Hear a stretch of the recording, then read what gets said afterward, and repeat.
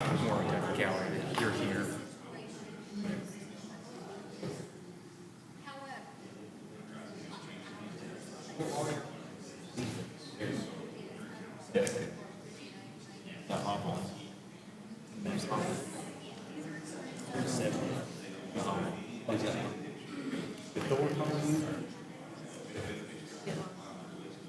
I'd like for the call to be answered.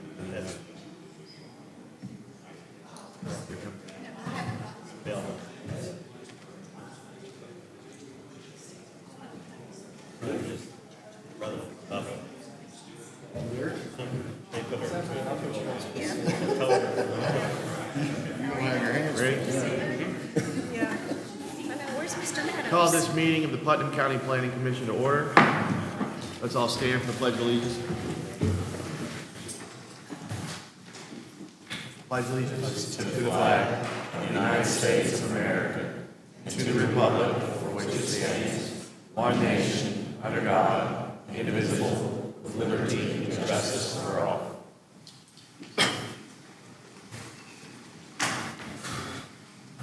Proceed with our roll call. Jason Asbury. Here. Jim Donald. Here. Martin Edwards. Here. Ron Foster. Here. David Hoppa. Hey Dave, can you respond? Yes, I'm here. Brian Wellman. Here. Vic Mays. Here. David Meadows.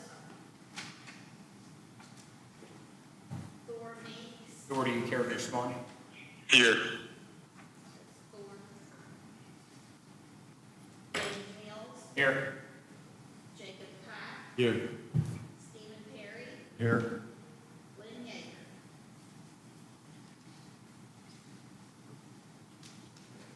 Now that we've established a quorum, next item on our agenda is the action on June 15, 2021 minutes, included as part of our packet. Be open for any discussion. Strong feelings on it.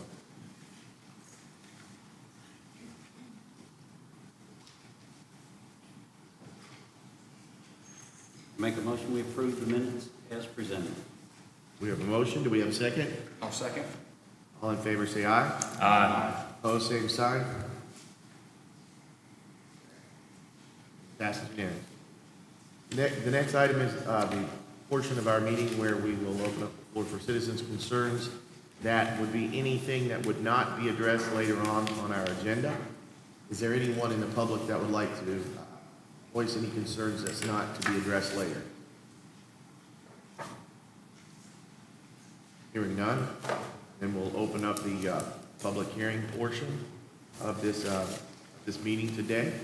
And we'll begin with our staff.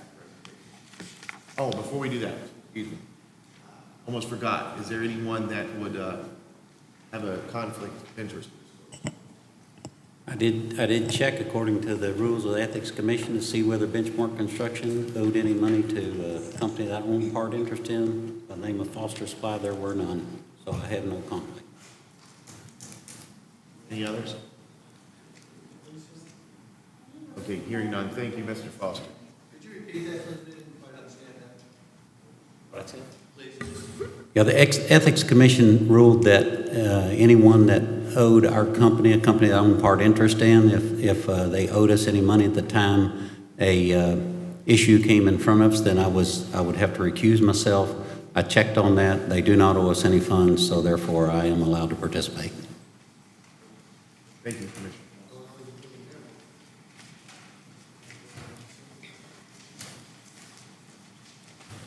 Please let your attendance record be updated. Thank you. Okay, I'll let you proceed. This is Resolution 2021-03. Timothy and Pedon Spradling has submitted a zoning amendment application and disclosure statement for rezoning for properties located on tax map 22G, parcel 139, and tax map 222, parcel 41, which are located at 1012 Tract A and 1006 Tract B, Mount Vernon Road, Hurricane, West Virginia, to rezone the properties from an R1 single-family residential district to a C1 suburban commercial district. Facts that need to be determined. Number one, the proposed amendment would protect and promote the public health, safety, convenience, morals, and general welfare. Number two, the governing body, with the advice of the Planning Commission, must find that the amendment is consistent with the adopted comprehensive plan. Number three, if the amendment is inconsistent, the governing body, with the advice of the Planning Commission, must find that there have been major changes of an economic, physical, or social nature within the area involved, which were not anticipated when the comprehensive plan was adopted, and those changes have substantially altered the basic characteristics of the area. Reference documents are at the president's seat, including an index that I provide for you along with your packet. This will give you a quick summary of the history of the rezonings request, if you have any questions regarding this history. State Code Authority can be found in West Virginia State Code Section 8A78, Amendment to the Zoning Ordinance by the governing body. Legal authority may be found in zoning ordinance for the zoned unincorporated areas of Putnam County, West Virginia, Article 2000.01, Article 2000.02, Article 2000.03. Zoning descriptions are defined as Article 400, R1, Single-Family Residential District. Purpose. It is the intent of the R1 Single-Family Residential District to establish low-density residential areas consisting of single-family dwellings and compatible uses. This district shall provide for the requirements consistent with the community values and needs, standards consistent with those values and needs, and appropriate for a single-family district, shall A, stabilize and protect the district's residential character while promoting a sustainable environment for family life. B, provide for the access of light and air to windows while providing privacy by controlling the spacing and height of structures. C, require the provision of open space and the regulation of signs to enhance the quality of life. And D, require the provision of off-street parking to promote a safe, effective traffic circulation system. Article 600, C1 Suburban Commercial District. Purpose. It is the intent of the C1 Suburban Commercial District to provide for retail businesses and services that serve primarily the residents of suburban areas of the county. This district shall allow convenience and personal service establishments generally compatible through proper site planning with residential uses. By limiting the number of uses and intensity of development, the surrounding residential and commercial property values shall be enhanced by protecting them from excessive levels of noise, lighting, or other nuisances. Facts. A copy of the application and disclosure statement has been included as Attachment A. The applicant is requesting to rezone 2 tracts totaling 1.57 acres on Mount Vernon Road. A survey plat provided by the applicant showing tax map 22G, parcel 139, and tax map 222, parcel 41, has been included as Attachment B. The applicant has submitted a deed attesting to ownership of the properties. A copy of the deed has been included as Attachment C. On May 24th, 2021, a 30-foot strip of land was merged with parcel 41. A copy of the certificate of transfer from the assessor's office, along with the references for the merger of the tracts that now make up parcel 41, and maps are attached as Attachment D. Article 400, R1 Single Family Residential District, which describes the permitted principal uses, accessory uses, special permit uses, and development standards for the R1 district, is included as Attachment E. Article 600, 61 Suburban Commercial District, which describes the permitted principal uses, accessory uses, special permit uses, and development standards for the C1 district, is included as Attachment F. The lots at 1006 and 1012 Mount Vernon Road are both vacant. A copy of the zoning map and photographs of the site and area are included as attachment G. The proposed rezoning site is outlined in blue. The zoning districts which are adjacent to the subject parcel include the following: R1 Single Family Residential District to the north, C1 Suburban Commercial District to the south, and R1 Single Family Residential District and C1 Suburban Commercial District to the east and west. On April 11th, 2021, the owners from the Tractor Supply Company store contacted staff via email and stated that their position on the rezoning is guided by whatever their tenant desires. A copy of the email is attached as attachment H. The property is served by public water and sewer services. Members of the public have submitted correspondence to the Office of Planning and Infrastructure. Copies of all received documentation is included as attachment I. On June the 4th, 2021, Ms. P. Dawn Spradling submitted a letter from the DOH addressed to Timothy Spradling and dated January 23rd, 2015. The Mount Vernon Road, and I quote, "In Putnam County, West Virginia, secondary route 3414 has a 30-foot right-of-way with a weight limit of 65,000 pounds. This road is adequate for commercial use. A copy of the letter is attached as attachment J." On June 4th, 2021, Ms. P. Dawn Spradling submitted a letter from the Director of Transportation for the Putnam County Schools and dated January 22nd, 2015. And I quote, "The rezoning from residential to commercial of lots 1006 and 1012 on Mount Vernon Road in Hurricane will not present any issues or concerns for the safety of students being transported to and from the public county schools or Putnam County Schools. A copy of the letter is attached as attachment K." On June the 4th, 2021, Ms. P. Dawn Spradling submitted a letter dated January 27th, 2015 from Randolph Engineering and addressed to Ms. Sandy Miller, former OPI Director. Jacob White, PE, states that any improvements to the property must address stormwater prior to permitting. He also states that a factor of safety is included in the design of drainage facilities, which would improve but not eliminate drainage issues downstream. He further gave his recommendation. A copy of the letter is attached as attachment L.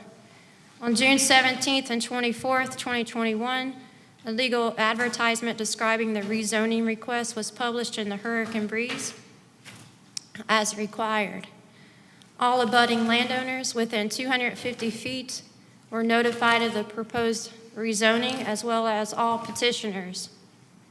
On July 13th, 2021, signs describing the rezoning request were posted on both sides. Options.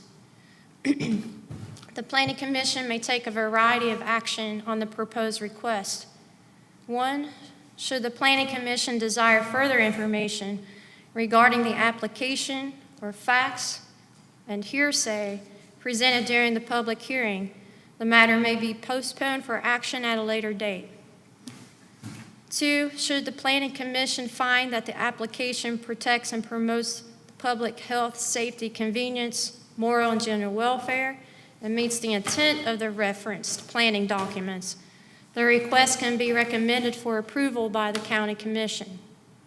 Should the Planning Commission find that the application does not protect and promote the public health, safety, convenience, moral, and general welfare, or does not meet the intent of the referenced planning documents, the request can be recommended for disapproval by the County Commission. Attached to your packet, as the last page of the document, is the rezoning worksheet of facts that need to be determined, and I'm here for any questions. Anyone have any questions for staff before we move on? You say that there was a reference to the history of the... Yes, at your seat, it's highlighted in yellow if you want a quick summary of this, yes. And also, there's also a history packet at the president's seat if you need to look at it as well.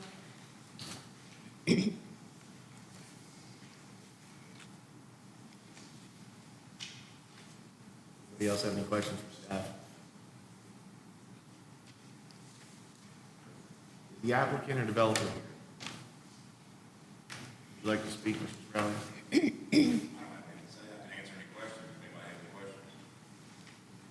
Anyone have any questions for Mr. Crowley?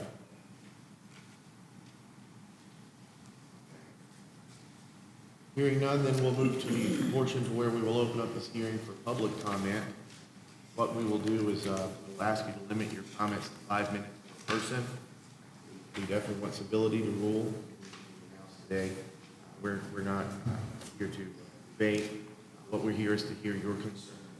I ask that you come one at a time, that you start by stating your name and your address, and we'll proceed in an orderly fashion. Is there someone from the public that would like to speak today?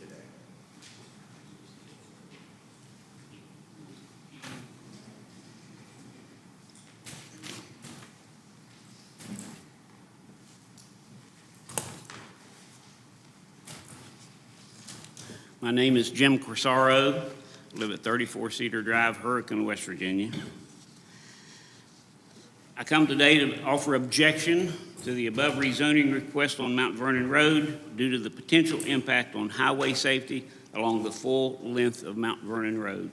I'll offer and submit into record a relevant 157-page final report prepared for the West Virginia Department of Transportation by CDM Smith Engineering of the traffic volumes, right-of-way constraints, utility conflicts, community impacts, and traffic pedestrian safety concerns that exist in the project area.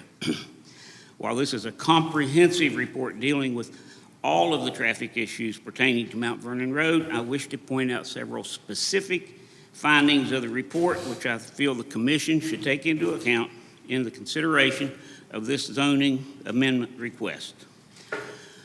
On page 3 of the report, it states that the existing roadway typical section of Mount Vernon Road consists of 2 9-foot lanes. The surrounding area of Mount Vernon Road has seen years of increased development without much control over the roadway drainage. The increased drainage from the zoning amendment area, even with stormwater controls, will drain into a narrow roadside ditch to travel more than 1,200 feet to Mallard Crossing, already a site of frequent road flooding. Page 13 of the report indicates a traffic volume in 2016 at the western end of Mount Vernon at 250 vehicles per hour, projected for a 20% increase, a 20-year increase of 35%, without taking into account any additional commercial traffic, nor does it consider potential impact of 18-wheelers. Even under current conditions, traffic at the western end of Mount Vernon experiences gridlock. Page 17 of the report cites that the accident rate on Mount Vernon is more than twice as high as the statewide average of roadways of a similar type. Except for some traffic signs and line painting, the roadway has not been upgraded. The solution is certainly not to add additional commercial traffic to this road. It should be pointed out also that this roadway is in much use by pedestrians and cyclists, in some cases bringing traffic to a stop to avoid collisions, presenting challenges even for passenger cars. Large trucks would be disastrous. The rezoning request appears to be for speculative purposes only, with no regard as to what impact some future unidentified business will have upon the quality of life of the local residents. With respect to a petition to amend a zoning ordinance under West Virginia State Code, the governing body must find that the amendment is consistent with the adopted comprehensive plan, or must find that there have been major changes of an economic, physical, or social nature within the area involved. This is the same criteria that the Planning Commission must consider in their deliberation of this amendment. What major changes of an economic, physical, or social nature in the area involved have substantially altered the basic characteristic of this area that justifies amending the zoning classifications to the detriment of the local residents? I challenge the commission to affirmatively answer the contention that this change will protect and promote the public safety, health, convenience, moral, and general welfare. The zoning request has come before this commission at least and been rejected at least 3 times. Other than the political makeup of the county commission, I submit that no conditions have changed since those repeated findings of the commission that would lean toward revised consideration, and I'd urge the commissioners to respect the findings of those prior proceedings and again reject this amendment. Excuse me, sir. Could you give me the name of the study there? Who presented the study? Yeah, the study is Mount Vernon Road Study Sidewalk Design Study, dated February 22, 2016. Was that provided to you There's- prior to the meeting? There's one in here, but it's not the same one. Is the pages we have in here the only pages provided?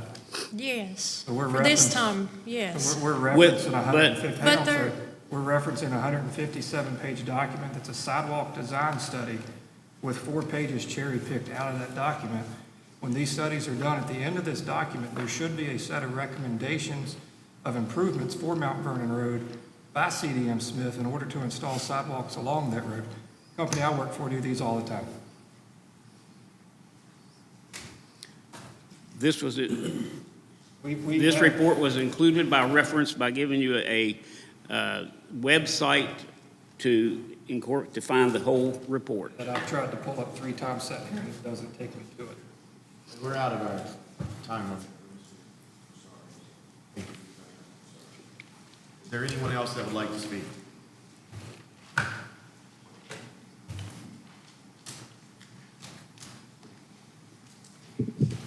My name is Chuck Stump.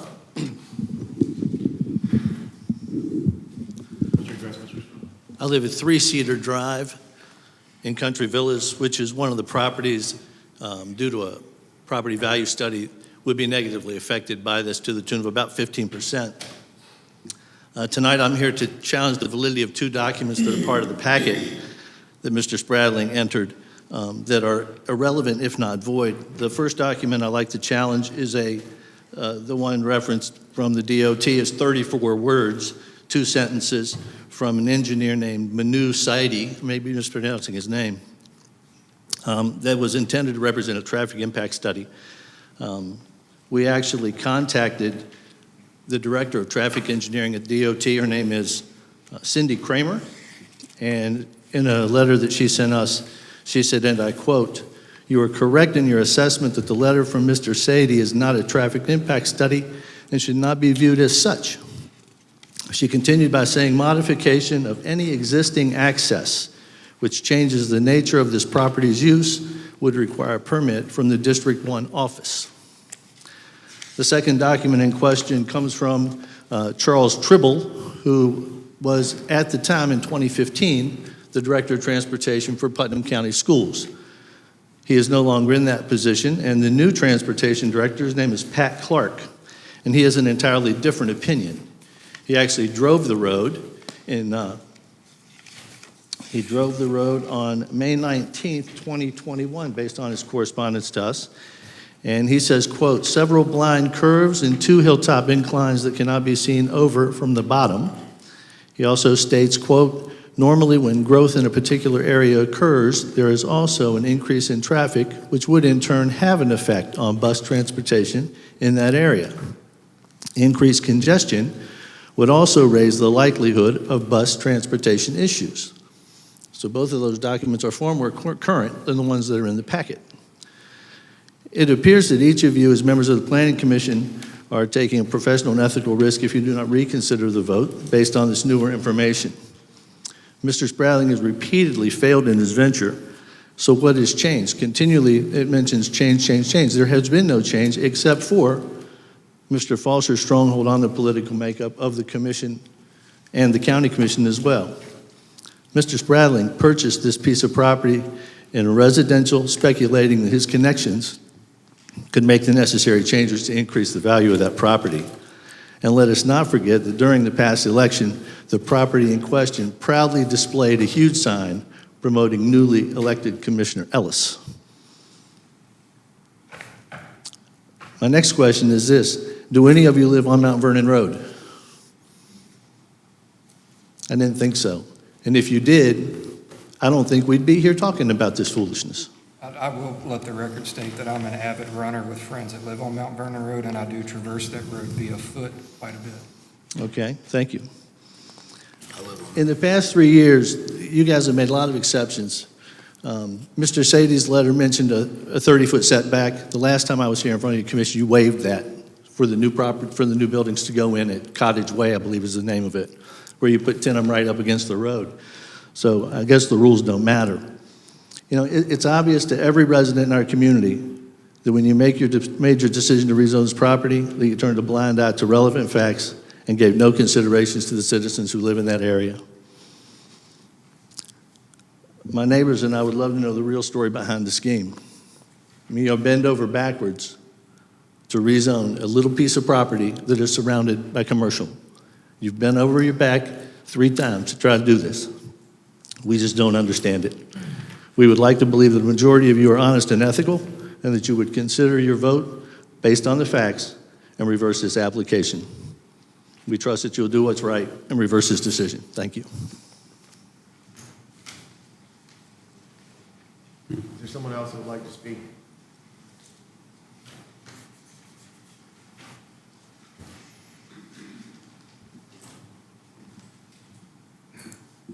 Thank you. My name's Ken Hartzog. I live at 23 Cedar Drive, Hurricane. And before you in your package should be a series of communications, emails that reflect specific reasons for my opposition to the rezoning effort at this time. As my time's restricted, please take time to read the information provided. My opposition is not related to any sense or desire to limit any development or new businesses. My opposition, and that of some of my neighbors, is directly related to the lack of information about what type of business may locate on this property and what safety issues will be introduced on a very narrow street with very narrow, tight turning radiuses that are surrounded by residences. Buses, children, pedestrians, residents routinely move through this very tight area intersection. Mount Vernon Road is very narrow. Some property rezoning to commercial does not need a lot of thought or planning. This is not one of them. This one needs a plan and transparency to those affected. When safety is combined with impaired property values, increased traffic, continued encroachment of commercial property on residents, and livability of this area, it's important that the Planning Commission make sure we understand and have a plan. Right now, there are no facts. There is no information to base a decision.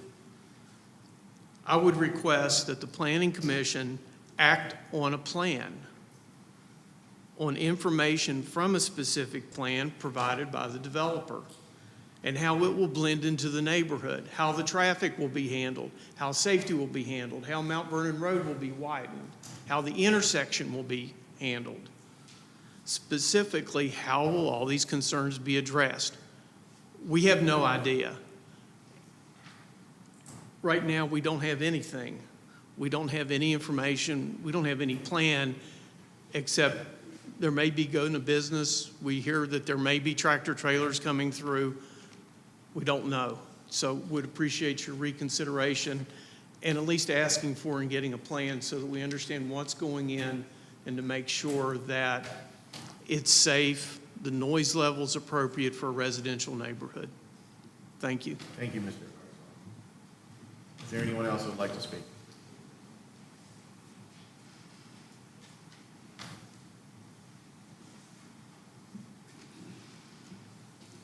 Good evening. My name is Fred Mader, M-A-D-E-R.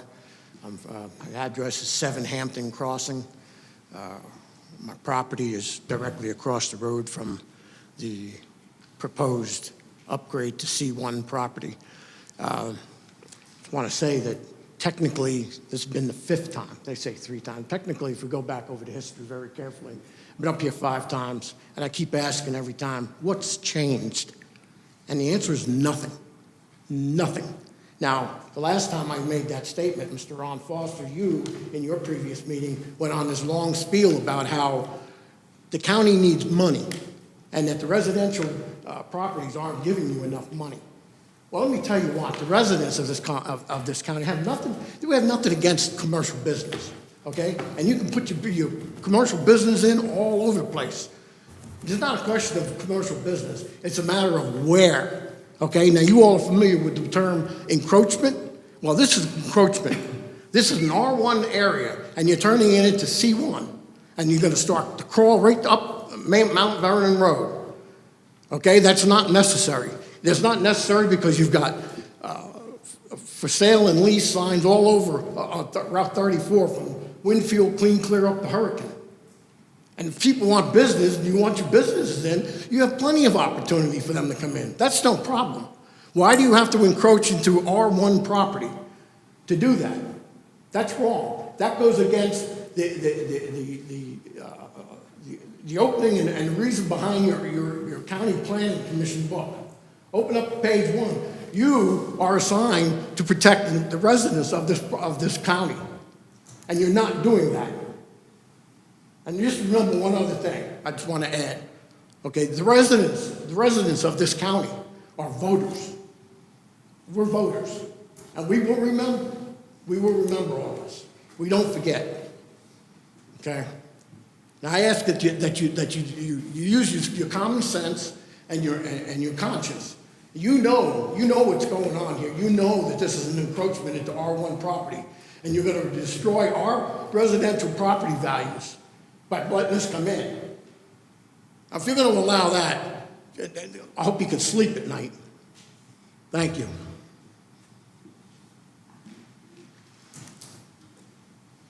Before we move on to the next person to speak, I do ask that we address the entire board as a whole. I was addressing the whole board, just for the record. Thank you. One particular I needed to address because that was a statement made by a particular person. Finish. Thank you. Please step up to the mic.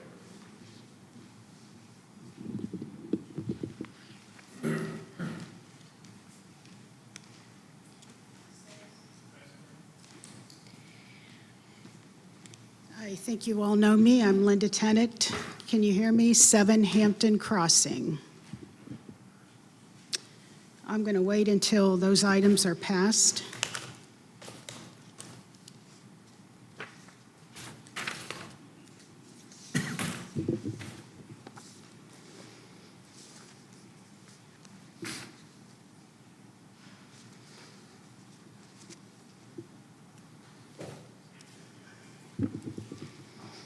And I'll go ahead and start. In the last April 20th, 21 Planning Commission meeting, there were public comments.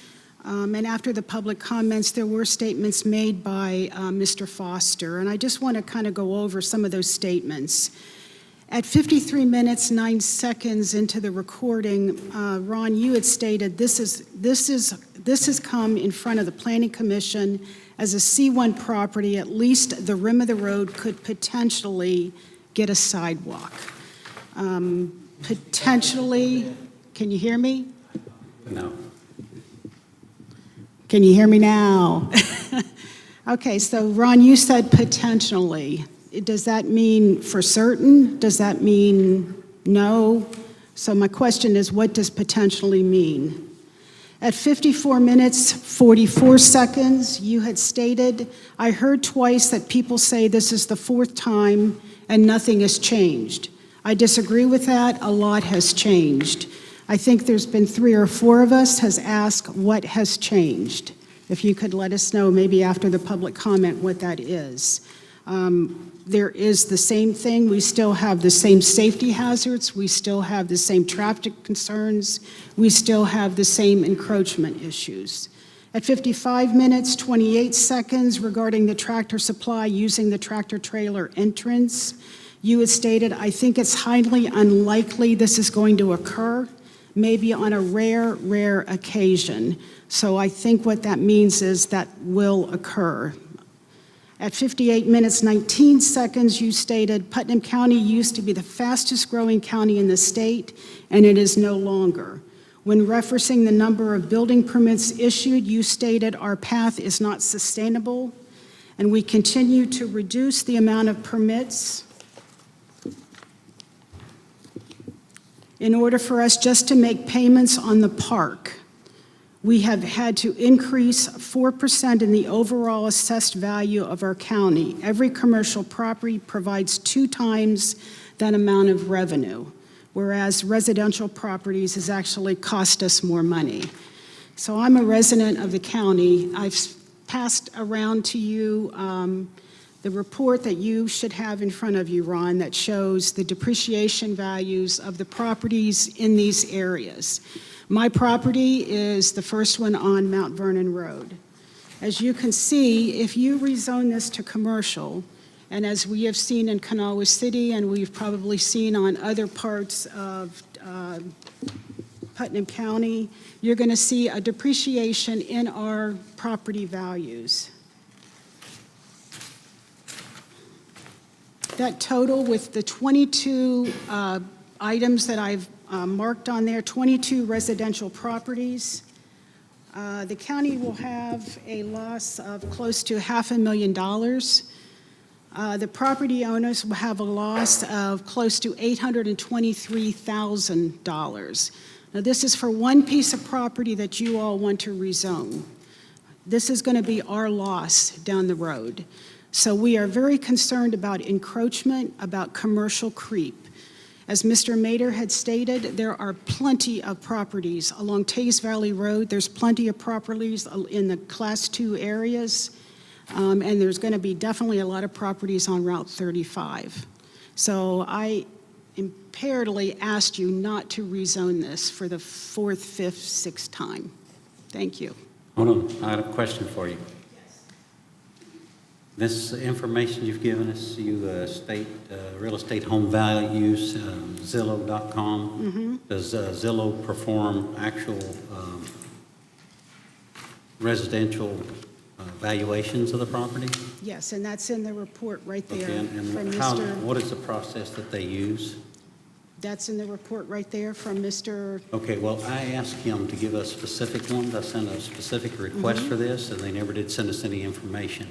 So Okay. without the information of how the study was presented and where it came from, I don't see that there's any value in this. What are the dates that you're showing that supposed this property value loss occurred? Those dates were off of the website, and that was taken last week. So if you do... And that's compared to when? That's compared to last week. That was the value No, of the you- properties last week. Okay.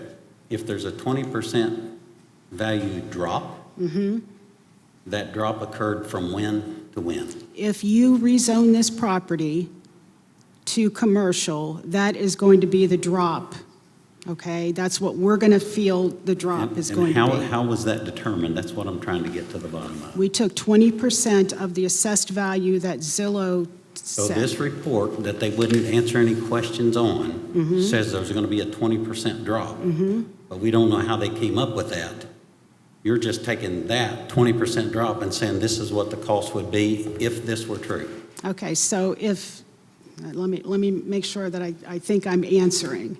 So if you go on Zillow and you look at the price of my house, okay, or look at the price of my property at $22,000, okay, and what Mr. Dawson is saying is that if this is zoned commercial, you're going to have to figure that my property is going to lose 20% in value. No, I I can't understand- give you I a time understand that. period. I can't give you a time period of when that's going to happen, but I think in Mr. Dawson's report, you can correlate that with Kanawha City. Yeah. Once again, that's the reason why I asked for some of the information, because it wasn't all Putnam County residences, and it wasn't all residents in Putnam County that were in an area that went from zone one way to zone another. So without the information that I requested from them that they never provided, we don't have that information. Okay, so how, can I make a recommendation that we would set up a meeting with you or anybody on the board, and we can give you a personal presentation? Because it's pretty hard to do that in a 5-minute spiel, Yeah, so. Exactly, that's why I requested it, and I requested a long time ago. They haven't provided it, so I don't think So that they've can I- been cooperative with the request. May I call your assistant and set up a meeting? Well, we're going to have this meeting, we'll see where it goes. Also, I want to, you asked a question, what has changed? Mm-hmm. And then you answered your own question because of something that came up in a previous thing. We went from the fastest growing county to where we're not anywhere near the fastest growing county. And we went from where we had over 400 housing starts a year to where we have about 60. So that's what's changed. That's an amazing change. Thank you. So you're saying the changes is the loss of revenue in the county, and that's why you want to rezone this to commercial because of loss of revenue? No, I'm saying that there's been a major change. You said, what has changed? I answered your question. You answered your own question by that. That's what's changed. There's been a tremendous difference in the growth in this county to where we're not growing anymore, or we're growing very little. So it's a tremendous change. And what does the growth produce? Excuse me? What does the growth produce in this county? When does it grow? What does the growth produce in this county? Opportunity for the residents of this county. Opportunities for people to have the same opportunities you all had. There were people that fought against every subdivision that's represented here that didn't want them to come in for the very same reasons that y'all don't want this to be changed. So there's always somebody that doesn't want growth and opportunity. Ron, I totally disagree with that. We do want growth and opportunity. We want it in the right areas. Okay, we don't want it in our backyard. At this point, is there someone else that would like to speak?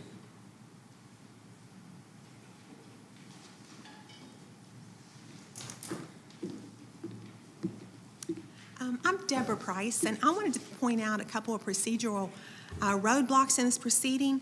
As the proceeding began, it was stated that it's being governed by the zoning... Ma'am, can we get your address, please? Yes, 8 Waters Edge, Winfield, West Virginia. It was stated that the proceeding is being governed by the zoning ordinances, Articles 2000, .01, .02, .03, and by West Virginia Code 8A7-8 and 8A7-9. In the zoning ordinance that was stated is governing 2000.02 states that the initiation of amendment to an ordinance, an amendment, supplement, or modification in the zoning text or zoning maps of this ordinance may be initiated by A, a petition approved by the Planning Commission, or B, a petition duly signed by real property owners of 50% or more of the property involved in the petition. The West Virginia Code actually further states that after the enactment of the zoning ordinance, the Planning Commission or the owners of 50% or more of the real property in the area to which the petition relates may petition to amend the zoning ordinance. As I understand it in this case, the petition was just brought by Mr. Spradling. It was not brought pursuant to A or B, a petition that had been approved by the Planning Commission or a petition signed by 50% of the property owners in property relating to the petition. Second, 2000.03.7 provides the procedure following which, if a request for rezoning is approved, well, 6 is if it's approved. 7 states if the request for rezoning is denied by the County Commission, the applicant is formally notified in writing by the OPI of the denial and the right to appeal the decision to the Putnam County Circuit Court within 30 days of the County Commission's decision. An original order is signed by the County Commission and filed with the clerk of the court of Putnam County within 3 working days, and a copy of the order is mailed to the applicant.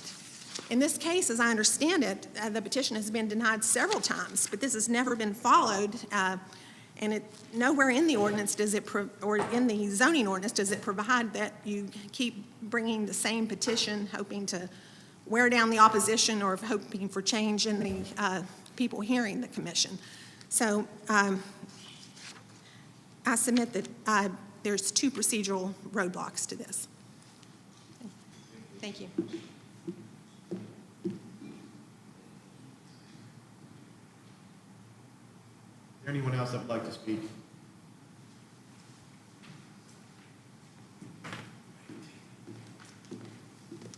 My name's Cindy Stone, and I am the person most affected by this. What's your address, Mr.? 1016 Mount Vernon Road. I'm the next property after Tim's. And I just have one question. Right now, Tim's getting runoff from Tractor Supply, water runoff, which in turn runs down onto my property and is flooding me out. So is whoever planned Tractor Supply's retention pond and all that going to be the same person? Because it sucks. To be quite honest, it sucks. I can walk up there and watch the water run right down out of their retention pond onto Tim's property, right down onto me. So somebody, I don't know who does the planning for that, if he gets a commercial, which I have no doubt that's what you all will vote. So who's going to be the person that does the planning for that retention pond or whatever has to be done to his property? That would obviously be up to Mr. Spradlin and the engineer of his choice, but he would then be governed by the ordinances and the county engineer for Putnam I'm County. sorry, I can't understand you. That would be up to Mr. Spradlin's choice of who he would prefer to engineer this. But There's, doesn't it have to be approved? yes, ma'am, But not by this board. but not by this board. Mr. Spradlin's engineer of choice would then submit to the county engineer of record. Putnam County engineer of record would review the design plans per the ordinance, and in particular stormwater, and determine if that meets the ordinance. In addition to the county review, that engineer would also have to submit the West Virginia Department of Environmental Protection. If you zone this commercial, just zone mine commercial too. But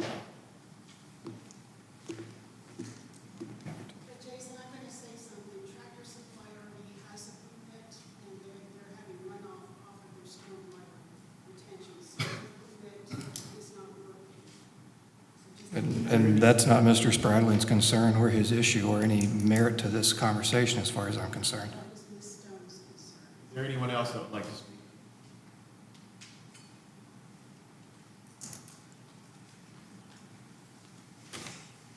I didn't plan this. But I'm Deneen Chafin, and I live at 1019 Mount Vernon Road, and they are my neighbors. And I just want to contest to the fact that I can tell you what's changed. I've been there for over 20 years, about 20 years at my residence. And over the course of having sheets, the course of having the pottery place put at the top of the hill, and all the trees being ripped apart, and I love trees, but I'm not a tree hugger. But all of this has changed the flow of the water runoff. And the tractor trailer supply has changed how it is running into our yards. And it's eroding our property already. And I'm not opposed to commercial property. As a matter of fact, I have a business in Tays Valley. And, I'm for commercial. I'm just not for it where we live. We already have a problem. If you drive by 1019 Mount Vernon Road, the road's not even wide enough. Cars literally go into I leave the culvert in my yard just to help, and I've never covered it, just to help the runoff that comes. And I try to keep it clean, clean it out. And cars literally go into that thing. The roads aren't wide enough. We have kids that play on that. I walk to go into some of my neighbors who are back here who are representing us on Mount Vernon Road. I walk their neighborhood, I get out and I walk. It's a very nice, area, even though we chose not to live in a development, but we did choose to live on Mount Vernon Road. My biggest concern is we already have, I'll tell you what's changed, is the runoff. My whole backyard now is basically just waterlogged. Everything has changed. Every dynamic that's been put up there. I wish I would have came when Sheets was being, if we had a meeting and we could have came to that, I wish I would have done that because it has eroded and it has changed the pattern of how the water runs on our property. And I understand, and I'm not opposed to commercial. I think commercial is great. I personally own a business, I rent from somebody here. I would never want my business there because I understand location is everything. That's not a great location, and I am a retail business in Putnam County. But my biggest thing is that's our neighborhood. Those are our children that play, and the worst part is what it's already done to my property. And I know what it's done to theirs and my other neighbor that's back there. We do live there. And again, I'm not opposed. I'm all for, I want business to grow here. I moved my business from 20 years from downtown Huntington and I moved up here in my hometown. But, my biggest concern too, we don't even know what they want to put in. I don't want a liquor store. There's kids, there's 4 boys that live beside me. There's kids that live on this neighborhood. And our street is not wide enough. It's just not wide enough for traffic. Not at that end. I know on the other end, they built, the other businesses down there. But just on our end, it's already congested. It's just not, and my biggest concern is I would really like to know what's going there as a commercial. If you live there, you would want to know. I'm just like a couple houses down and across the street. But I already have issues with drainage, and it's horrible. All of us have that. So, again, I'm not opposed to, commercial property. I just don't think Mount Vernon Road on that end, I think we've already got enough. And most likely it would be a doctor's office, and that's probably the last thing we need. So, but I just wanted to get that in. Thank you. Thank you. Ma'am, Yes.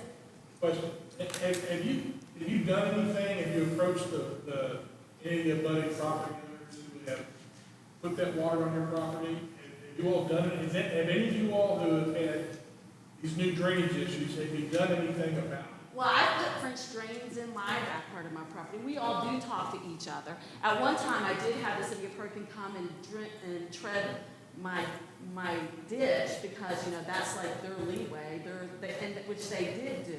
But over the course of time, now it's a little narrow again, and, I try to keep it cleaned out.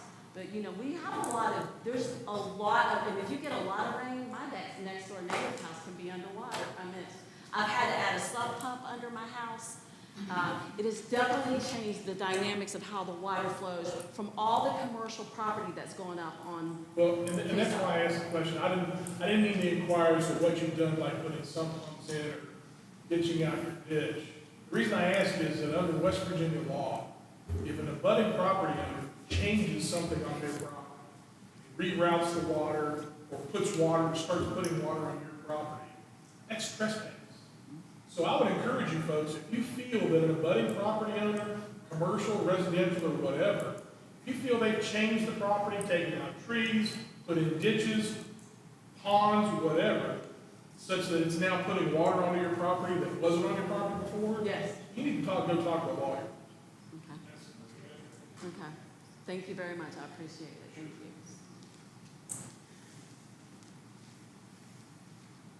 Any other residents?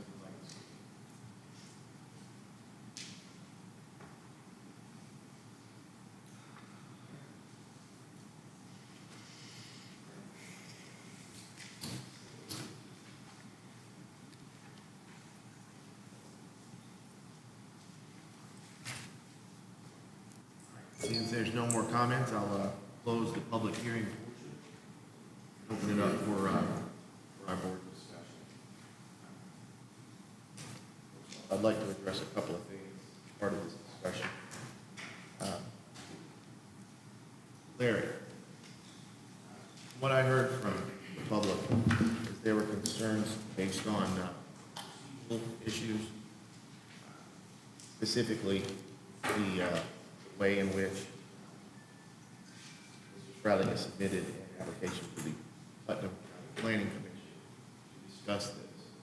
Would you like to speak to that on behalf of legalities procedure? Well, she is correct in the, what the ordinance says. What we have been doing, though, is, Yes, please. what we have been doing, though, is after the hearing, it says it has to be with the approval of the Planning Commission. We have been having you as a president, upon proper authorization with the County Commission, or Planning Commission, we've had you sign off on a petition that in effect approves his application.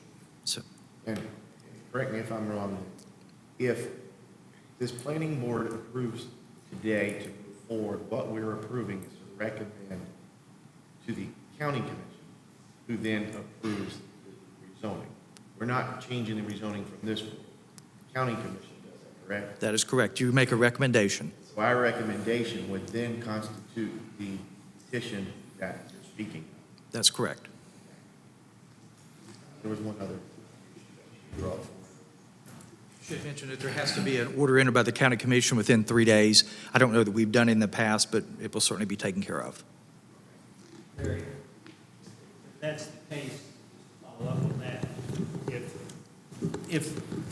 If the application that was denied back in 2014, that was denied by the Planning Commission as a recommendation to the County Commission, because we just make a recommendation to the County Commission, they make the ultimate decision. Correct.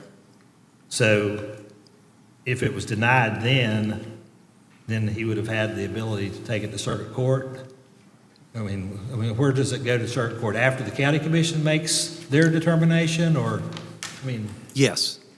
Okay. So in 2014, if on May 27th of 14, the Putnam County Planning Commission recommended to the County Commission that it not be approved, and the Putnam County Commission on June 10th of 14 denied it, that's when it should have been appealed to the circuit court?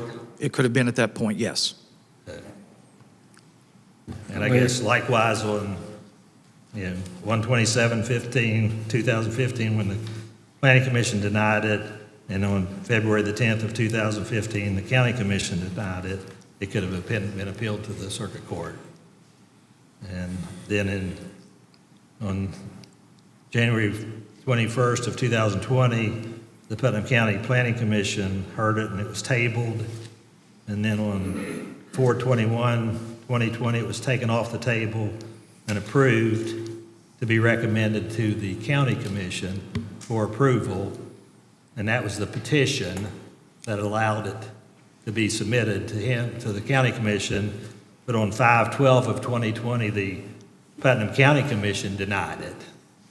So then on 4/20/21, the Putnam County Planning Commission approved it to the County Commission to be approved. But then on 4/29/2021, the applicant withdrew the application at the County Commission. So then tonight, July 20th, 2021, we're hearing it again, awaiting our the Planning Commission's either approval or denial to the County Commission. Correct. So we'll still be in that same, so now, if the County Commission, if it gets approved here tonight, and we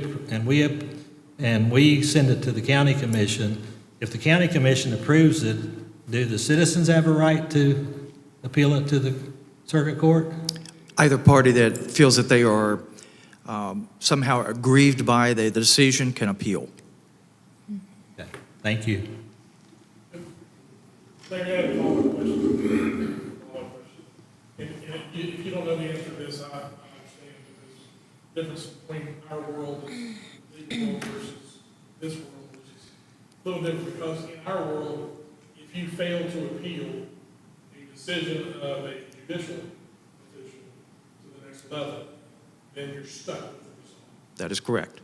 In this instance, I want to ask, where there have been prior decisions, like the first decision of the county commission to deny it, and that was not appealed, did that in any way become what we call res judicata? I hate to throw in a legal term here, but did that in any way become final on the person who failed to appeal it? It would in any way prevent him or her from coming back here and starting the whole process over. You can't do that in our world, in the legal world, but is there anything that would prevent him from, once he didn't appeal that, he's done? You know what I'm asking? I understand your question, and I don't know the answer to that. I understand. I'm very familiar with the res I'm concerned judicata. about that because I don't want to get us into a situation where we're considering something that we legally can't consider. And Because there was an appeal period, and someone didn't exercise their right to appeal. So I'm concerned that we may have gone through this the second, the third, the fourth time, or fifth time, and we didn't have a legal right to do so. Yeah. If I have a question of, so when you say that when the appeals, and this is just for clarification, the appeal was done, if that's the case, how long? I don't know. In perpetuity and forever? I mean. Yeah, in our world, if you fail to appeal a judge's order to the Supreme Court or the Court of Appeals, whatever it is, or to an administrative appellate level, you're stuck with that decision forever. Yeah. But I don't know how that applies here. Legally, I don't know. Yeah, and I understand that to be I kind of want to know the answer. I understand that to be the case in a lot of the legal circumstances. I have a hard time believing that a request to rezone a property would, if it was ruled on once, would be that case forever. I agree. You know what I mean? I don't know. I'm just saying that Maybe seems by really a different difficult. person. Yeah. Maybe by a different landowner. Potentially, that's a good point. That's a good point. Yeah. Is I it the just want to same make sure we're doing landowner? it right. Yeah. Oh, I understand. I'm just. Larry, is it the same landowner? Excuse me? Is it the same landowner? Yes, it is. As before, Yes, yeah, sir. it is. See, that's the part that I don't make.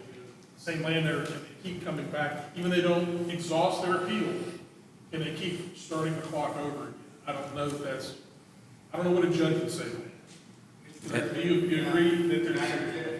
Not really. This question has come up before at a prior meeting, and there was no limit on how many times this could be. Where's it say that?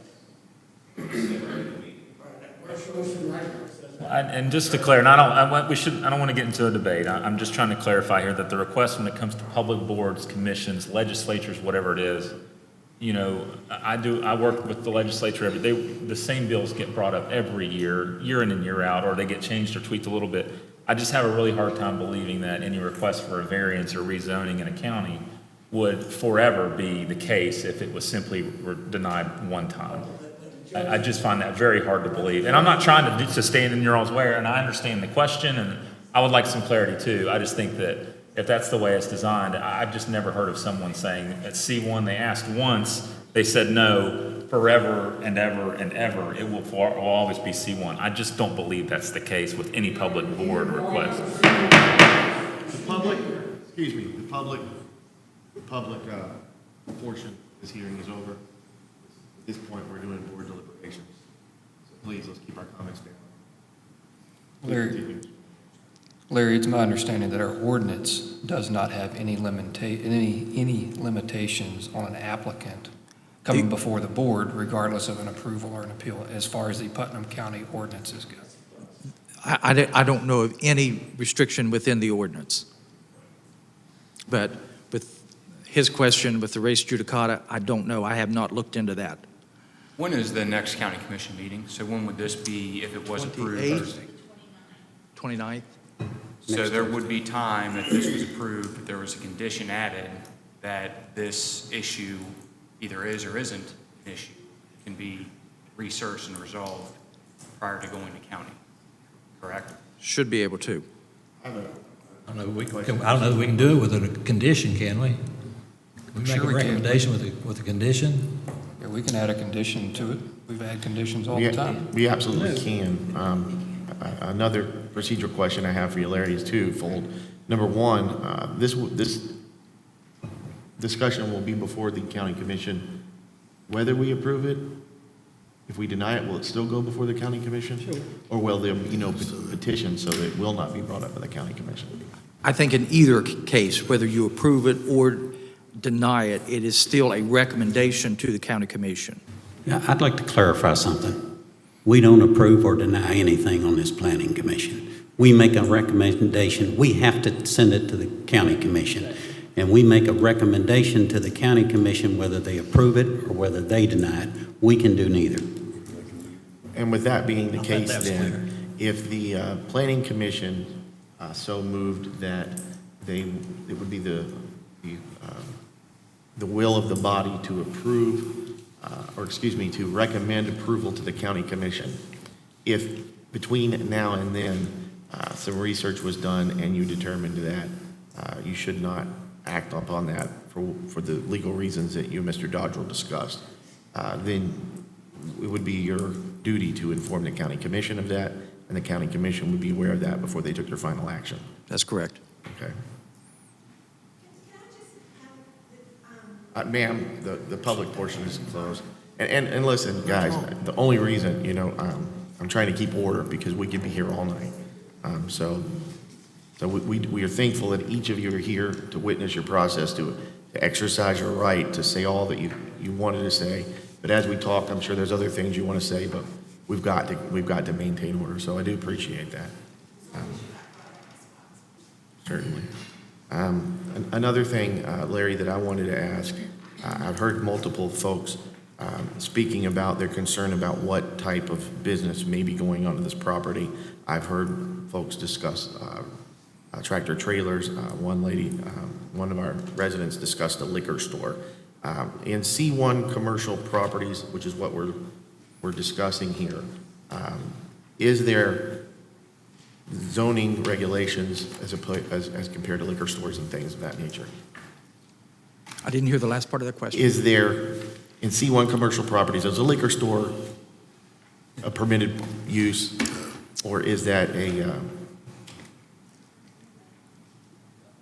be retail. Yeah, would be considered under a retail?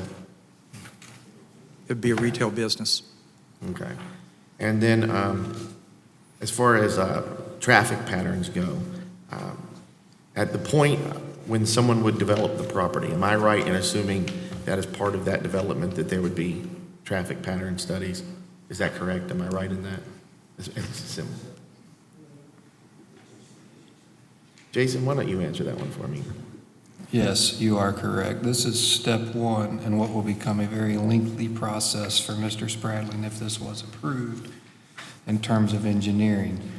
There's a lot of money at that point that would have to be put out to engineer plans that would address traffic, that would address stormwater control, that would address erosion sediment design for construction. I'd like to remind the board of a project that came before us a couple months ago, and citizens brought valid concerns about traffic.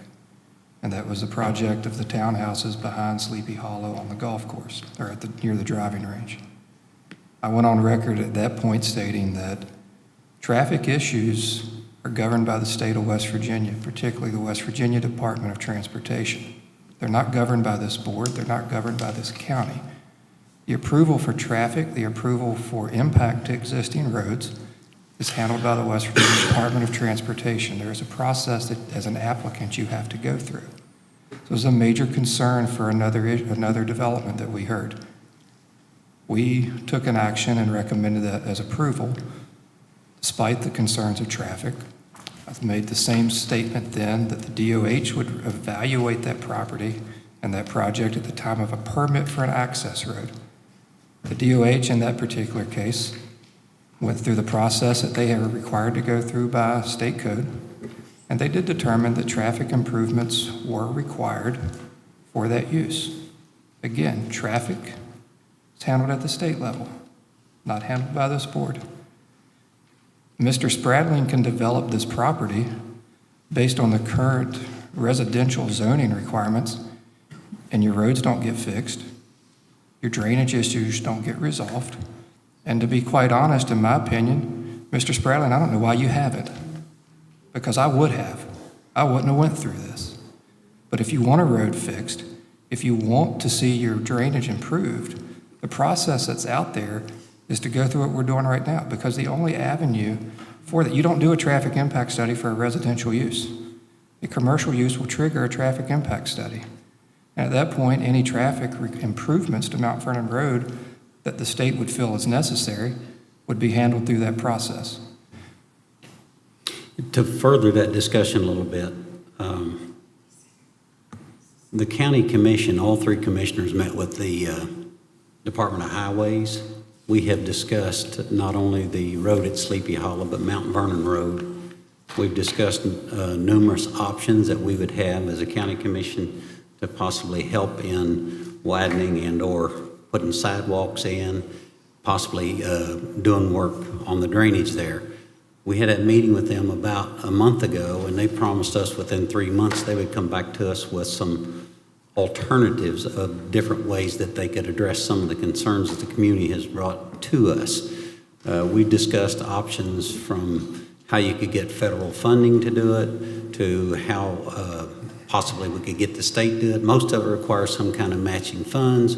We've discussed options as to whether the county could in some way contribute part of those funds, and or whether we could do a public-private partnership, have residents in the community raise some funds, have maybe the county throw in some funds, and be able to get some improvements on Mount Vernon Road. So the discussions that you all have, and I'm glad you show up for the meetings because it brings items to our attention that may not otherwise come in front of us. So we have taken that into consideration, and we spent some substantial time with the Department of Highways. Now, will something come out of it? I don't know, but I know we'll have 2 or 3 different proposals that we can look at, and then we can research those options further. So all of the things that y'all brought to our attention over the months in these meetings have been something to help us at least move forward to some extent on the drainage, the traffic, and potential for sidewalks in those areas.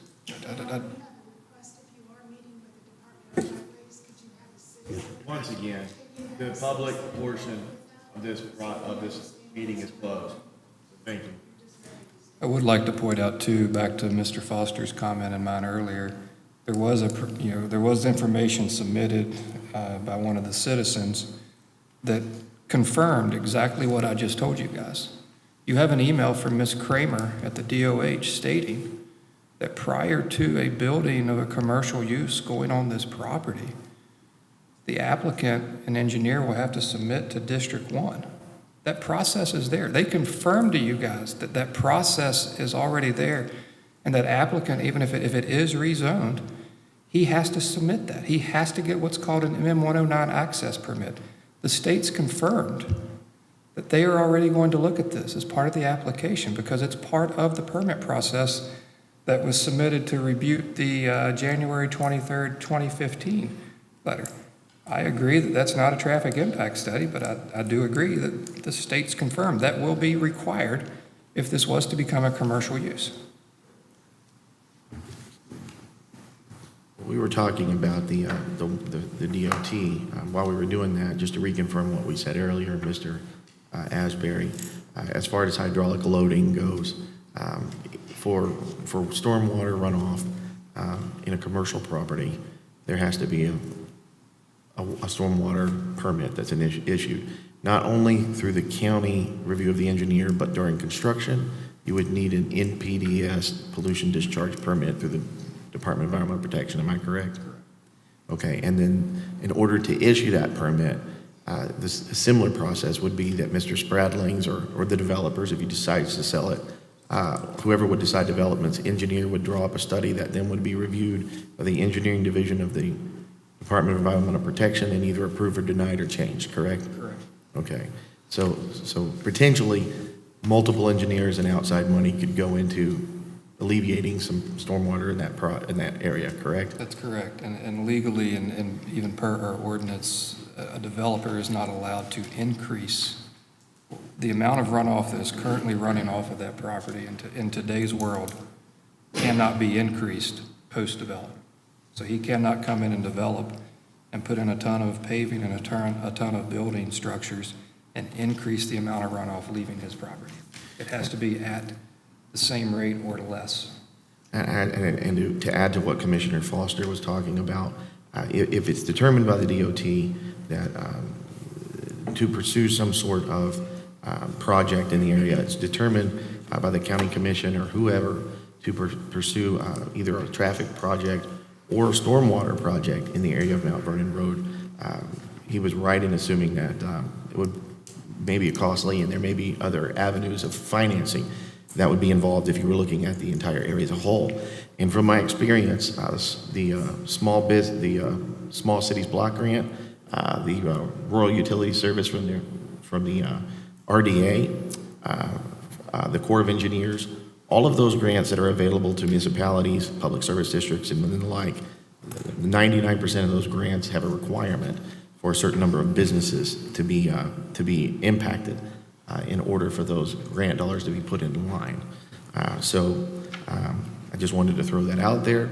If there was ever funding to come in, the existence of businesses on that residential line may actually increase the chances of funding coming through for a larger project to address it all as a whole. And then that's about all that I have. Does anyone else have any questions or discussions that you would like to? I have a couple technical questions. Is there a difference in the stormwater runoff calculations for residential versus commercial?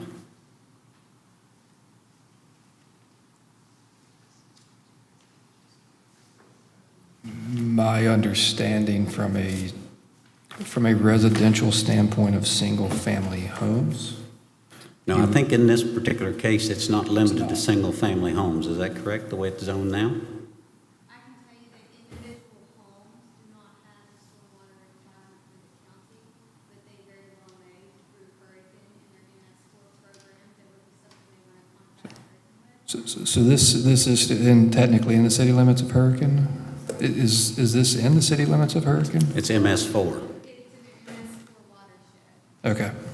So that would be something that they would talk to the city about.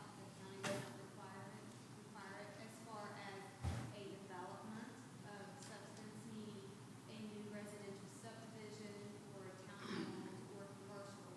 All the drainage requirements are the same. As it's zoned now, could he put single-family residence or multifamily dwelling? R1 would allow a residential development of single-family or duplex. Is it possible single-family or duplex could have more impermeable surface than a business? Sure, it just depends on design. So it is possible that you could have more stormwater drainage from residential in this situation than you would from commercial. Is that true? It depends on design options. Yeah. The question is, can you have more stormwater drainage from a residential situation in this particular case than you can from a commercial? Okay. The next question I have is, my understanding is this is in an MS4 area and it's serviced by the town of Hurricane. Is that correct? So I'm assuming that the residents in this area are paying a stormwater fee to the city of Hurricane? Would they not have the ability to take drainage issues to the city of Hurricane? I make the assumption there's an avenue for them to have that discussion. When they said that the town came and cleaned out their ditch. Okay. And that's the only questions I have. I would also add that with this being a MS4 watershed, the requirements for an MS4 watershed and development within a MS4 watershed is far more stringent on the developer than what our current county ordinances have in place in non-zoned areas. So the developer is going to have to go above and beyond what our county ordinance is within that MS4 watershed to help alleviate and reduce runoff. I have a question. If this is approved and is commercially approved, and wouldn't be a major subdivision, so would it just come for administrative approval to the staff for commercial development on this property, or? In other words, if it's not a major subdivision, would it come to the county to the planning commission, or would it be administratively approved? For commercial development, Commercial development. if it's in line with the adopted ordinances and it meets land use that's available to it and there's no deviation, then it would be handled in-house like that. Okay, and that in-house, would it require all the different, permits and everything that Jason specified would have to be for a commercial development? Yes, the zoning ordinance requires the MPDES for over an acre, the DOH review and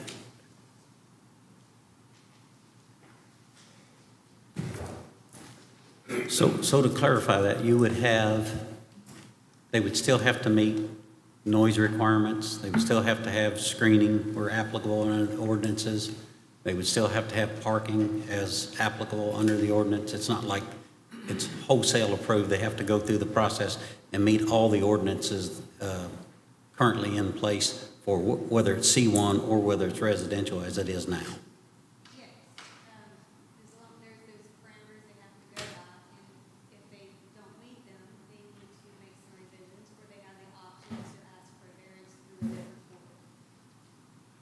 Directional lighting, Lighting is, yes, there's a 0.2-foot candle maximum requirement in residential properties. thank you. Quick question on these two tracks are separated by a 26-foot sliver. They're not? Did you address that when you? Yeah, if you notice, there's a tax assessor map. That sliver, 30-foot sliver, shows as a dotted line there. That's been merged together under parcel 41. Yeah. I'll look for it. Another question for staff. Larry, this one's for you. I'm assuming that since we had some issues with, shall we say, the paperwork and different parcels matching up, for lack of better terms, the reason that the county commission delayed this and sent it back to planning was because of those issues? Point of order there, I'm not sure the county commission delayed it and sent it back. I believe the applicant withdrew that. Oh, that's right, you're right, you're correct, okay. So that was the reason why the applicant withdrew. If parcels and everything were not correctly depicted in previous submittals, is this not just a brand new and first time with the parcels being correct? That may be the case, and again, what I need to do is a little bit of research. Mr. Dodrell brought up the issue of res judicata. Since there are some changes in it, that may make it so that it is not applicable in this case. I'm not sure. I need to do some research. But yes, there have been changes. The parcel descriptions were not the same as the one that is currently before the Planning Commission. And it's likely in your research you'll be able to find some past court cases that have maybe addressed that issue already, whether you could bring something up more than once? I think I can find some cases regarding whether it can be brought on a number of different times or whether res judicata applies. I probably won't find anything where the descriptions have changed, but that's always a possibility. Yeah, I was referring to my second question, clearly different from the first one, so you understood it. Okay, Yeah. good. And I have a further question to Mr. Dodrell, because I'm a little confused as well, because in what's depicted, it does look like there is a sliver here between the Yes. two properties. That is not part of That's- Mr. Spradling's property. No, correct? that is part of 41. That has been merged. It doesn't, if you look at the tax assessor map, Okay. not the zoning map that I provided, but there's an assessor map. That sliver now is dotted. That means it's, what the tax assessor, Miss Jenny, told me is that signifies that that parcel of land has now been merged with parcel 41. That is together now. And there's also a deed, a new deed that has been drawn up that you can also see that that 41 has been merged. There's also a certificate of transfer there that shows you that as well. So it's in your packet for you to review. But yeah, it doesn't show on our map, yeah. That covers my question. Yeah. I just wanted to make sure I understood. I appreciate Yeah. it. Could you make that a little more clear? Did he buy the right of way? I mean, is that it? I'm sorry? Could you make that a little more clear? Did he buy the right of way? It's no longer there? What are you saying? Yeah, I'll put it in the packet. I didn't ask about it in the packet. Did he buy the property and merge it? How did it get merged in? Who, better way to ask that question, who owns that I sliver? asked Miss Jenny, who works in the tax assessor office, about the merging of parcel 41, and she confirmed it. And she also sent me the certificate of transfer, which there's a copy there for you to look at. But who owns it? I can't hear you. Who owns it?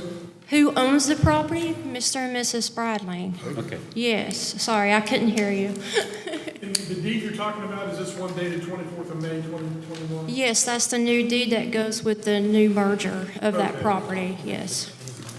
Yep. Well, Think that. okay. I mean, I haven't done the meets and bounds on it, but it refers to tract A and tract B, but I don't see any specific reference in here with respect to that sliver. But I didn't have to run the meets and bounds on it, so. President, can I interject, please, clarify? Please. You're talking Mr. President. about a piece of property that, piece of property he's asking about. Objection, sir. Public hearing is closed. Yes, it is. Thank you.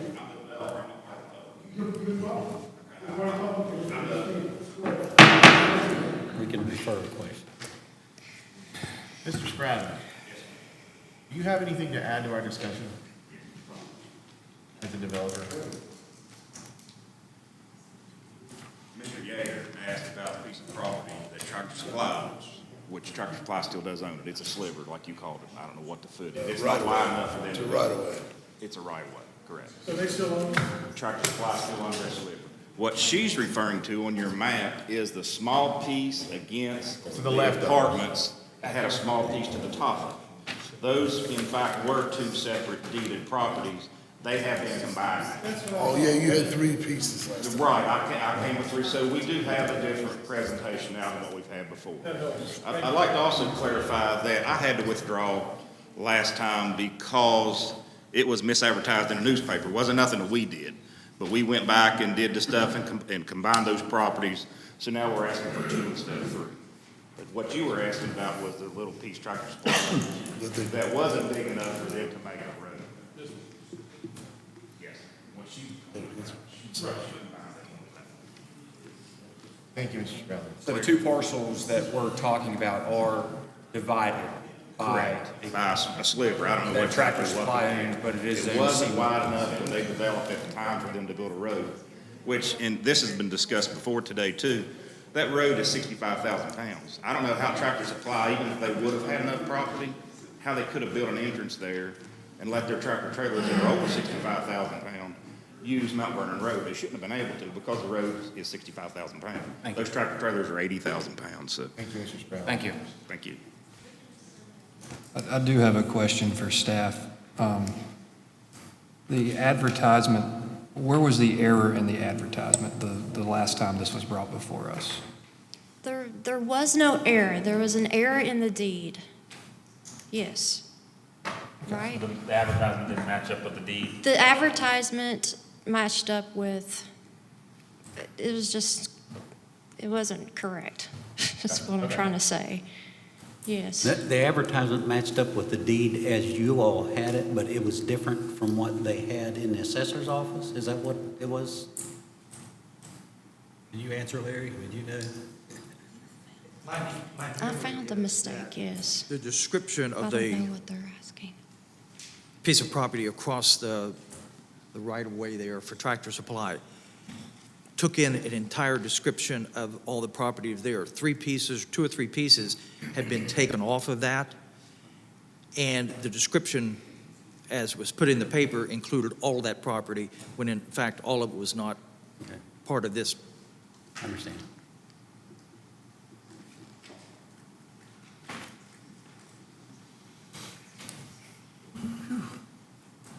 Anybody else have any more questions?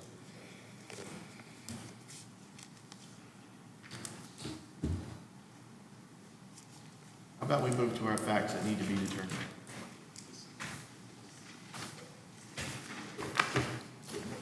Number one reads, will the proposed amendment protect and promote the public health, safety, convenience, morals, and general welfare? Anyone like to speak? Mr. President, I will speak to this. We've talked about this in the past. I think it's pertinent to recognize that this board has determined in the past that that was a yes. I still believe that is a yes.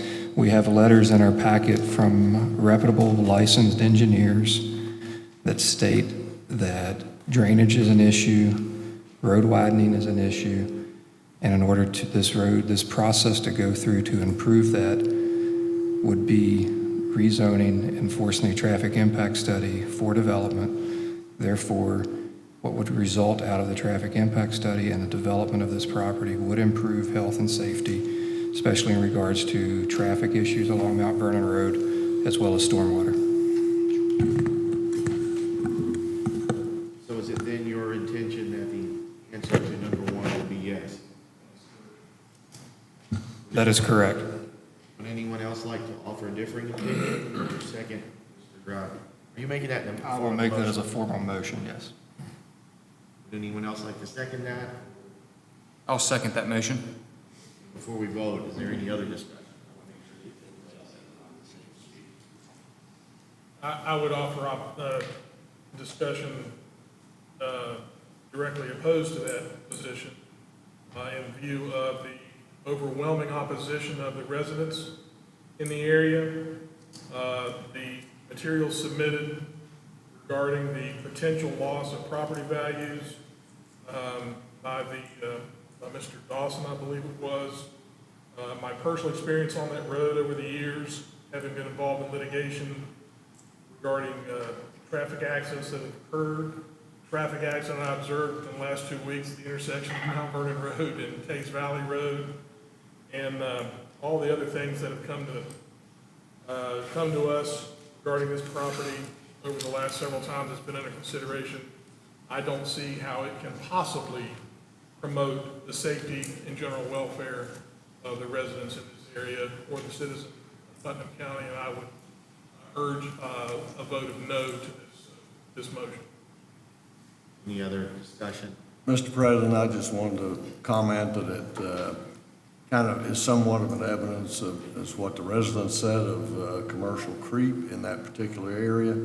There's a lot of commercial development that can be done down through Tays Valley, but this would seem to be an encroachment upon their living conditions and affect it negatively.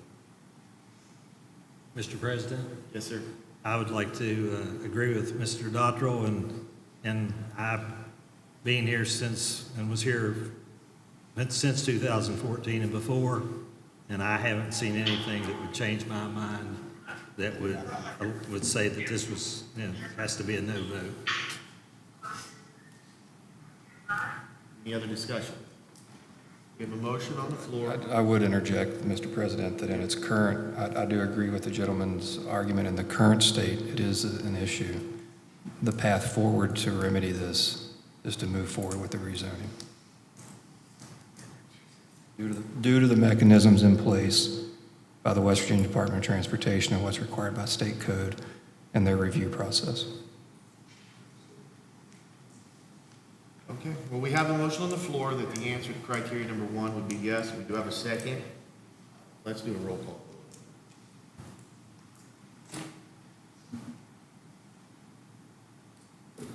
Jason Axbury, Yes. Jim Dodrell, No. Marnie Edwards, yes. Ron Foster, Yes. Dave Hoppa, Dave, can you hear us? Yea or nay? Yes. Let the record state Mr. Hava said yea. Brian Coleman, Yes. Vic Mays, No. Thor Means, Thor? Yes. Yes. David Mills, Yes. Stephen Perry, No. Glenn Yeager. No.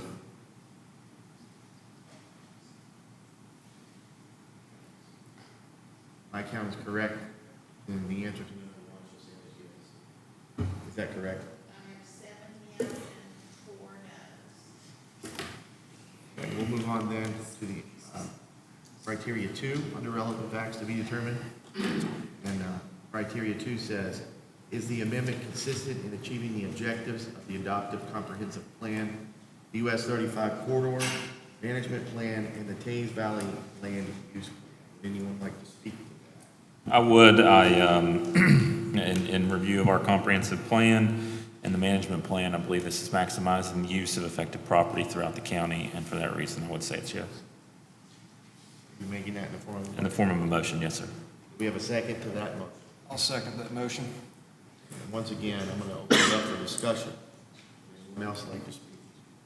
Yeah, I just generally quickly state that if you look at the map, the maps that are in here, there are a couple that show how there's been a general trend going down through Tays Valley Road there to, generally, I won't say exclusively, but this line here represents, and there's another map, I believe, that shows it even better, where it's generally been the trend to keep the commercial lots abutting Tays Valley Road.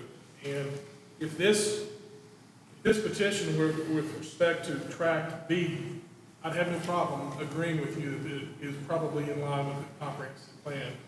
But getting back to the commercial creep or the encroachment issue, this is taking the commercial property on the opposite side, on the residential side of that general trend around Tays Valley Road, where the commercial property has been pretty much just kept to abutting Tays Valley Road. So for that reason, and since it's encroaching on the residential area, I don't know that it is, and I don't think it is, in keeping with the comprehensive plan. So I would urge a no vote here as well.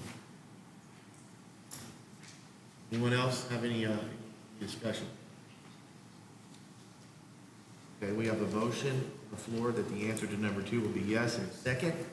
Take a roll call vote on that. Jason Asbury, Yay. Jim Dodrell, No. Marnie Edwards. Yes. Ron Foster, Yes. David Hoppa, Dave, can you state your vote? Yes. Yes. Brian Wellman, Yes. Dick Mays, No. Thor Meeks, Yes. David Mills, Yes. Stephen Perry, No. Glenn Yeager. Yes. Okay, so, 8 yes. 8 yes. So in light of the fact that the vote, Dan, for criteria number 1 and criteria number 2, both come in the favor of yes, I would entertain any motion that anyone would like to make. I'll make a motion that we recommend this for approval to the planning, or to the county commission. May I ask then, Mr. Asbury, if that is if your will, would you mind to add to that, to add the authority of the president to sign the petition? I would like to amend my motion to give the authority to the president to sign the petition, yes. We have a motion, do we have a second? I'll second. We have a motion and a second on the floor to recommend for approval to the county commission and to authorize the president to sign the petition. Let's take a roll call vote on that. Jason Asbury, Yes. Jim Dodrell, No. Marnie Edwards. Yes. Ron Foster, Yes. David Hoppa, Dave? Yes. Yes. Brian Wellman, Yes. Dick Mays, No. Excuse me, no. Yes. David Mills, Yes. Stephen Terry, No. Glenn Yeager. No. 7 yes, 4 no. Okay, that puts into that. So, we've already stated it once before. What is the date that the meeting of the next county commission meeting? I'm sorry. Thank you. When will this be on the next county commission meeting? 29th of July. Thursday, the 29th. Thursday, the 29th. 5:30 in the evening? Yes. And we appreciate all the public that was here today. Said this, we've been here before, said it before, do mean it. Do appreciate each and every one of you for taking an active role, for voicing your concerns, and for being very respectful, even though I know it's a situation that means a lot to you. And what makes our country great, we can go through these processes, and you will have another opportunity to voice your opinions. You will have another opportunity to address the matter in the hands of the Kanawha County Commission. I encourage you to do that. I'm sorry, Putnam County Commission. I'm sorry. Yeah, take it easy. You have to forgive me, I deal with Kanawha County government all the time. Yeah, please don't go to the Kanawha County Commission. Please. But I do encourage you to come to the Putnam County Commission meeting and let your concerns be known. All right, so let's move on. We'll go on to our monthly reports.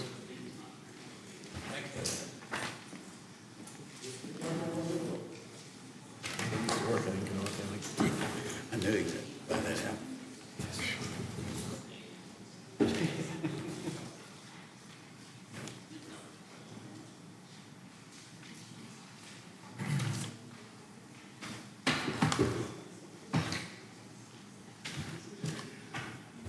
Okay, we've included in your packet the permits and the monthly reports.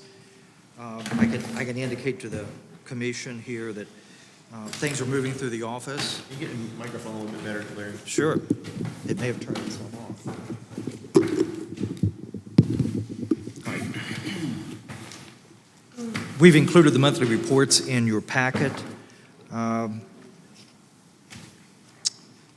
I was saying that we are moving through with the office. I think at this point, we've caught up on most of the permit applications that have been lingering there for a while. I think we've taken care of all of those at this point.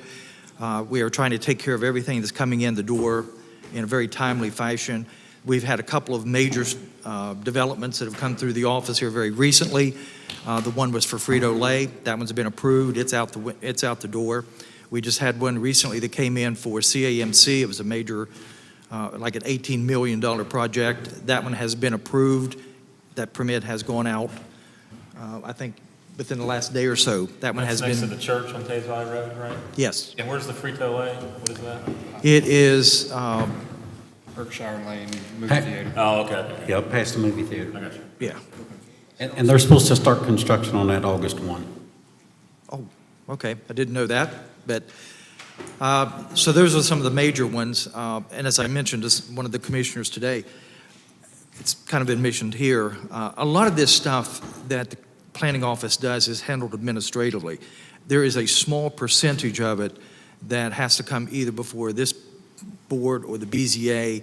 The majority of it, as Ms. Sargent indicated, if it is in compliance with the ordinances and it's in good keeping, that stuff is handled administratively within the planning office. And like I say, there's probably 90% of the work that is done in the planning office that comes before either permits or whatever it may be.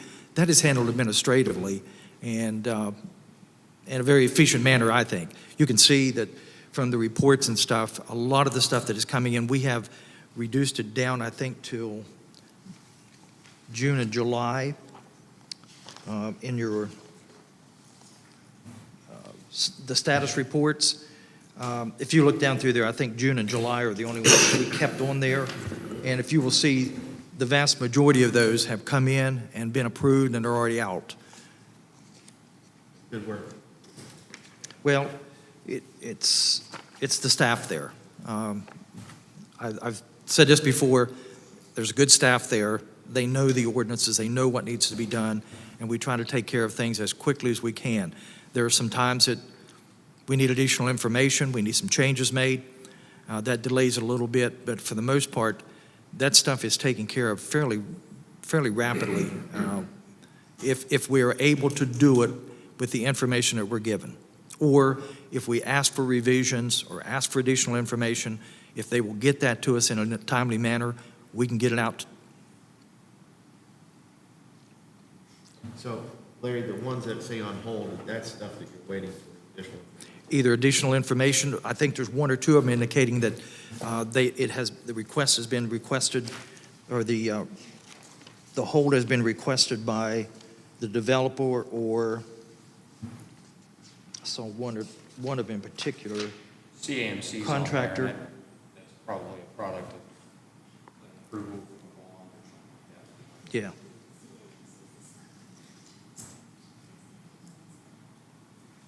The CAMC is just the sign. Yeah, that's just a sign permit. The other part is going out. Yeah, But they've started clearing on that one already. Larry, I think you and the staff are doing an unbelievable job, great job, and it's night and day from what it was months ago. Well, you're welcome. Like I say, there's a good staff there. Yeah. That's what's making the difference. We're only as good as our people. Yes, it's not me necessarily, it's the staff that's doing the work. So,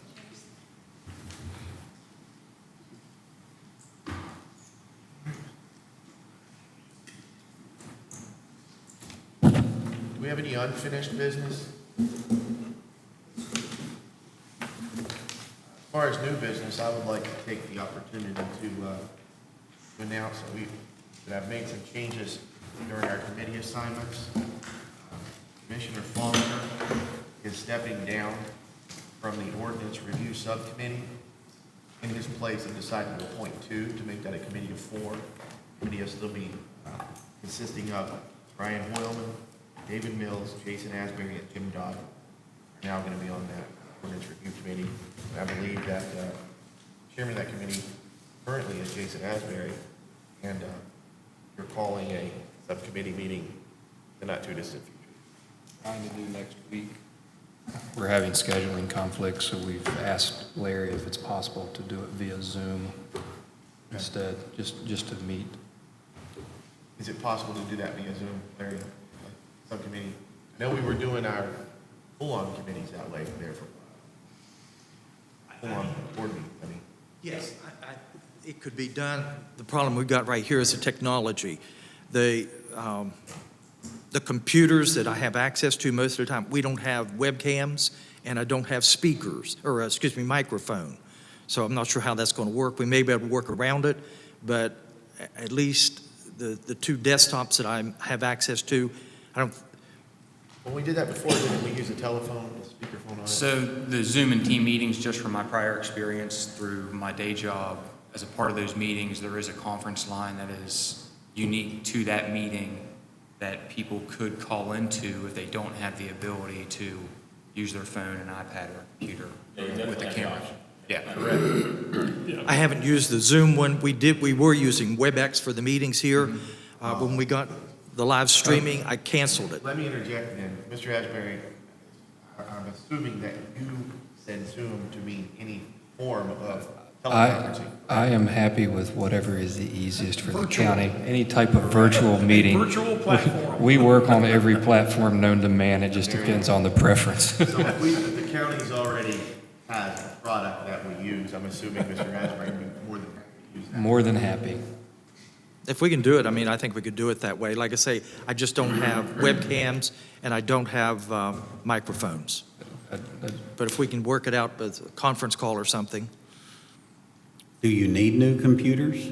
Excuse me? Do we need new computers within your office that would have that? Ron, I think we could spend less than $100 and get a USB microphone as well as a webcam for. Yeah, a that could- Logitech webcam or Yeah, something. which what we did at We just work. don't, You got people on the panel that can help you. and we just don't have when we were doing a lot of that during the COVID, we did purchase, I think Mr. Young and I got microphones, but we still didn't do the webcams. And those are not that expensive, but Yeah, they were just difficult to find during COVID. There was a time where you couldn't get them, but they're back in stock now. yeah. Is it something that necessarily need to be visual? Would it not be through a conference call? No, it could be right through the conference call. Yeah, there's a conference call. So at that point, as long as you had a call-in number, that would meet the standards of the open meeting. So you not even need to address that at all. Yeah, I'm fine with that. You got computer access for this staff to have computer access. We'll try to work something out. All right, thank you. Is there any other new business? Been a long evening, so I'll entertain. So moved. a motion to adjourn. Second, bye. See you. See you, Thor. For you.